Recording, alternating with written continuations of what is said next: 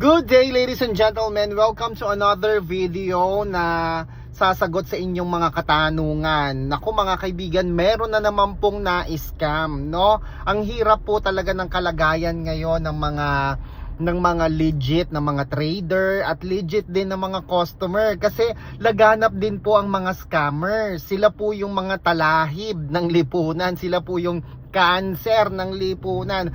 Nakakalungkot po kasi talagang kung paanong nagsisecure ang mga trader, naninigurado ang mga customer, aba talaga namang magaling gumawa ng paraan ang mga scammers. Talagang aakitin po nila kayo mga kapatid, ano? Aakitin po nila kayo para kayo po ay magpa-trade sa kanila. Magpapakita sila ng mga samot-saring pang-iengganyo. Actually doon po yung nagsisimula mga kapatid no? Kapatid ko na po kayo.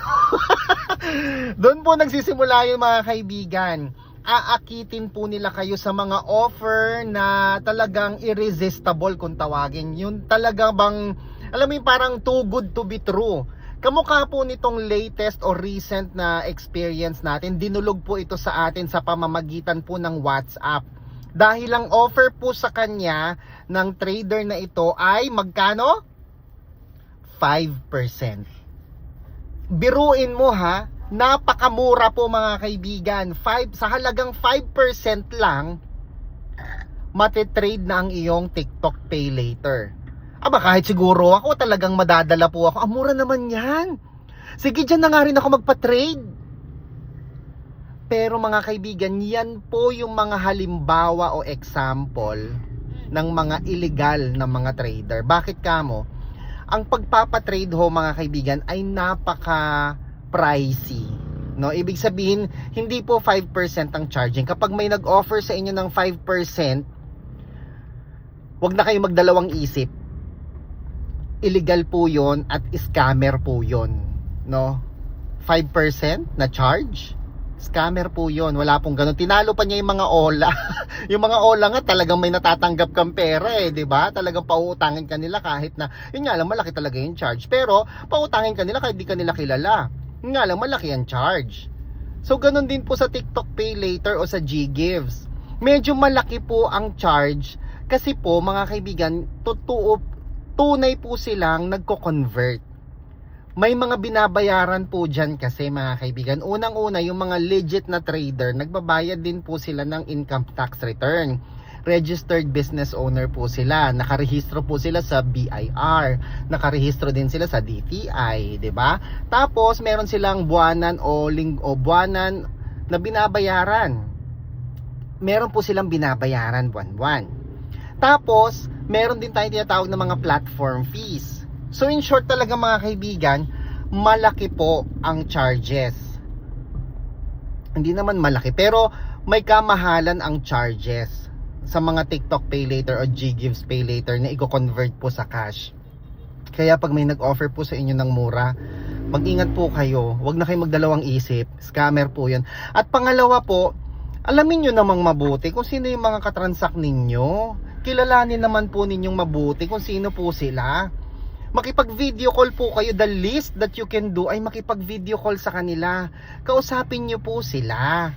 No, kasi pera po yan mga kaibigan. Alam nyo pag sa bangko, kahit magkano lang yung halagang i-open account mo, kahit 500 pesos lang yung initial deposit mo, katakot-takot na ID ang hihingin sa'yo, ipapaserox, papipilapan ka ng form. Talagang mag-aaksaya sila ng mga bagay-bagay na yan. Bakit?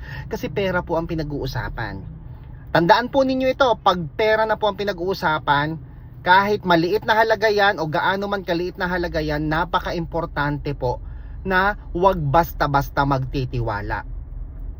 Mag-due diligence po kayo. Kilalanin po ninyong mabuti ang inyong katransaksyon.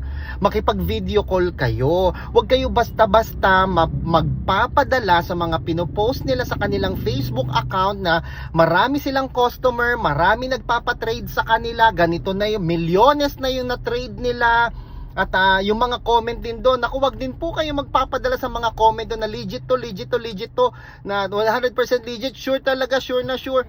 Kasi mga kaibigan, pwedeng sila din yan. Nakwento ko sa inyo na nakaraan, di ba? Naalala niyo po yung kwento ko sa inyo nakaraan? Pati Facebook page ko ginaya po, ladies and gentlemen. Alam nyo ba, napakagaling talaga niya.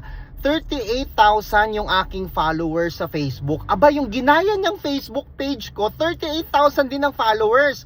Alam nyo, nung chinek ko yung kanyang Facebook page, magugulat ka, iisang pangalan, iisang mukha lahat. 'Di ba? Grabe na talaga. Ang dali lang kasing gumawa ng Facebook account, 'di ba? Kahit bata nakakagawa ng Facebook account eh. At saka ang dali ring mam-block. Kapag na-scam na po nila kayo, isang pindot ka lang, block ka na. So wala ka ng way para mahabol sila. Wala ka ngang, di mo nga alam yung tunay nilang pangalan eh. Hindi mo nga alam yung kanilang mobile number, di mo alam yung kanilang cellphone number. In short, ang alam mo lang sa kanila, nagtitrade sila na mura. At maraming nagtitiwala sa kanila sa tingin nyo. 'Di ba? Kaya mga kaibigan, sobrang mag-ingat po kayo. Sorry for the word, wag po tayong maging syungaks, 'di ba? Wag tayong magpapadala. Budol-budol, 'di ba? Grabe, digital na ngayon pambubudol, digital na ngayon pangkakarma, ay pang-i-scam. 'Di ba? Ay nako. So ano ulit ang tip ko sa inyo mga kaibigan, pag magpapatrade kayo, number 1, pag magpapatrade kayo at napakamura, sure yon, scam po yon. Okay, number 1, scam po yon. Basta mura, yung 5%, scam po yon. Pangalawa, mag-due diligence po kayo. Wag lang yung nakikita nyo sa Facebook na mga pinopost nila, wag lang po yon. Tawagan nyo po sila, makipag-video call po kayo sa kanila, kahit sino pang hudas yung kachat ninyo, katransact ninyo, mahalaga po na basta pera ang pinag-uusapan, tawagan po ninyo, mag-usap po kayo, 'di ba? Yun din eh, may mga nangahack din na account, 'di ba? Halimbawa, nahack yung account mo, hihingan niya lahat ng kamag-anak mo ng GCash kasi may emergency, kailangan ng ganito. Wag din po kayo basta-basta magpapadala sa mga ganon. Kasi hindi po totoo yun. Kung magpapadala man kayo, tawagan nyo siya para malaman nyo kung siya nga ba talaga yung pagpapadala nyo ng pera. So mag due diligence, huwag basta-basta magtitiwala pagdating sa pera. Kahit kamag-anak mo pa yan, huwag po kayo basta-basta magtitiwala. Okay? Ay, na-stress ako. Kasi ang dami talagang vulnerable. Ang dami talagang, alam mo yung parang ang dali nilang i-persuade. Basta pera na yung pinag-uusapan, basta alam nilang nakakamura sila, minsan pa nga basta alam nilang makakalamang sila.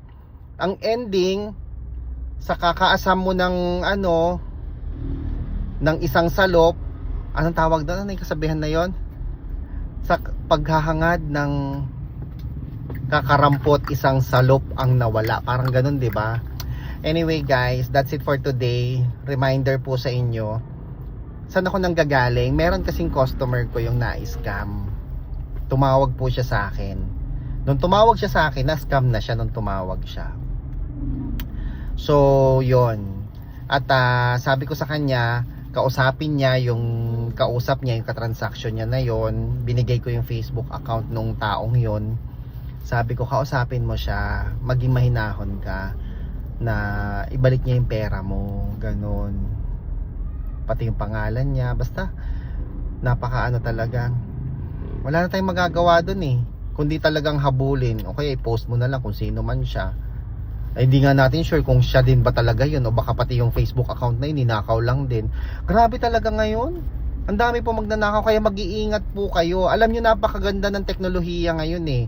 Nakakausap mo kahit malalayong kamag-anak mo, yung mga kabatch mo noon, nakakausap mo, nakakahuntahan mo, nakikita mo yung mga pictures, pati yung mga GCash, yung mga e-wallet na yan. Ang laking tulong po yan kasi hindi mo na kailangan magdala palagi ng pera, makakapagpadala ka na ng pera saan man sa buong Pilipinas ng halos libre, wala kang babayaran. Hindi ka mukha noon, magpapadala ka ng pera, pupunta ka pa sa RCPI, pupunta ka pa sa LBC, pupunta ka sa Cebuana, pupunta ka ng Palawan Express, Palawan, di ba? Ngayon hindi, GCash lang eh. O wala pa kang bayad, papadalan mo siya ng pera. Ganun lang kasimple ngayon. Ang laking tulong talaga ng teknolohiya mga kaibigan. Kaya lang, kahit anong ganda ng tools na yan, ng mga innovation technology na yan, kahit gaano pa kaganda yan, pagka ginamit mo talaga sa masama, ay talagang masama talaga yung kakalabasan, no? Wag nating sabihin pangit ang technology, maganda po yan. Yun lang talaga sa gumagamit.